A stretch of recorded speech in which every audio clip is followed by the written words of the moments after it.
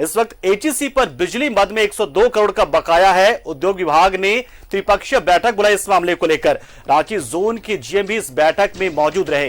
तो बड़ी और अहम खबर इस वक्त एचईसी पर 102 करोड़ का बकाया की बात सामने यहां पर आई है। बकाया इस पर है एचईसी पर। एचईसी जो कि सभी विभागों की और पूरी सरकार की सबकी मदद करता, लेकिन खुद वो किस तरीके से निराशित हो चुका है। आप देखें कि 102 करोड़ का बकाया हो चुका है एचईसी पर। यह अपने आप में बहुत ही बड़ी और चौंकाने वाली खबर भी है।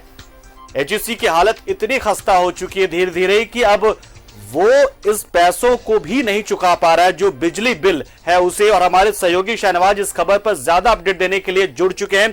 शहनवाज, बड़ी और अहम खबर है, एचईसी के पास शायद अब 102 करोड़ रुपए भी नहीं है कि वो अपने बिजली बिल के बकाये को भी चुका सके। इतनी स्थिति खराब हो चुकी है एचईसी की।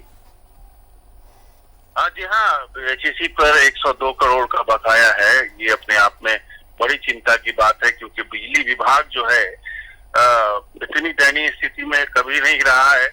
आपको याद होगा कि पिछले दिनों 1400 कुछ करोड़ रुपए काट लिए थे आरबीआई ने डीवीसी के मद में। तब से लेकर के दर दर भटक रहे हैं बिजली के अधिकारी। डिस्कनेक्शन ड्राइव चल रहा है और एचईसी के पास 102 करोड़ रुपया बकाया है। अगर उसमें से थोड़ा सा पैसा भी अगर मिल जाए तो जो ऊर्जा विभाग है उसका जो डेवलपमेंटल वर्क बिल्कुल रोका हुआ है वो चालू हो सकता है। लेकिन एचईसी अभी तक बिजली मद में पैसा देने में सक्षम नहीं हो पा रहा है। इसको लेकर के आज उद्योग विभाग में एक बैठक बुलाई गई थी। त्रिपक्षीय बैठक थी ये, जिसमें बिजली विभाग के रांची जोन के जीएम शरीक थे, एचईसी के प्रतिनिधि शरीक थे और उद्योग विभाग के निदेशक शरीक थे। सारी चीजें डिस्कस हुई हैं और एचईसी को कहा गया है कि आप किसी न किसी तरह से ये जो मेजर अमाउंट है 102 करोड़ का, इसको चुकाने का किसी तरह से भी कोई प्रयास करें, क्योंकि आपको पैसे भी मिले हैं कई मदों में। इधर अभी जमीन के मद में स्मार्ट सिटी रांची से भी पेमेंट हुआ है। इसीलिए ये बकाया बहुत जिस तरह से आप उस फॉर्मूले को अपनी याद करें कि केंद्र सरकार का बकाया था तो केंद्र सरकार ने आरबीआई मद से काट लिया। तो अब केंद्र सरकार द्वारा संचालित एचईसी का बकाया है तो राज्य सरकार कब तक बर्दाश्त करेगी? बिल्कुल बिल्कुल। उसको भी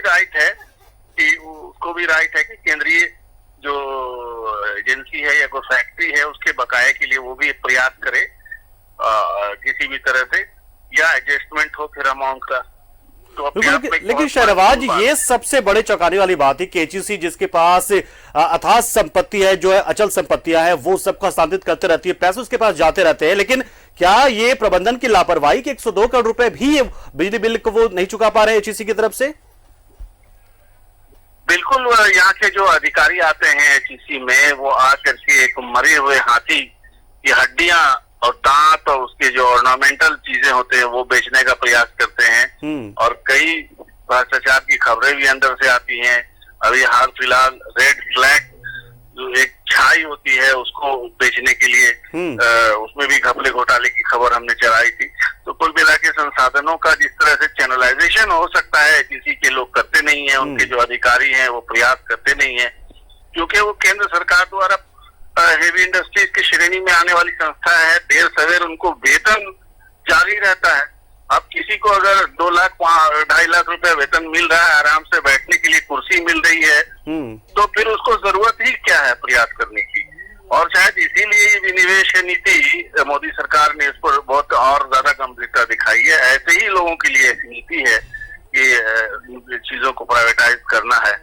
लेकिन ये 102 करोड़ रुपए का बकाया कैसे चुकाया जाए राज्य सरकार का, इसके बारे में कोई चिंता बिल्कुल फिलहाल बिल्कुल। बहुत बहुत शुक्रिया शहनवाज, हमारे साथ जुड़े आप और तमाम जानकारी दी आपने। तो कहीं ना कहीं सबके पास मौका आता है। डीवीसी का बकाया आरबीआई से जो पैसे आने वाले थे उससे काटा गया और अब बारी एचईसी की भी आ गई है।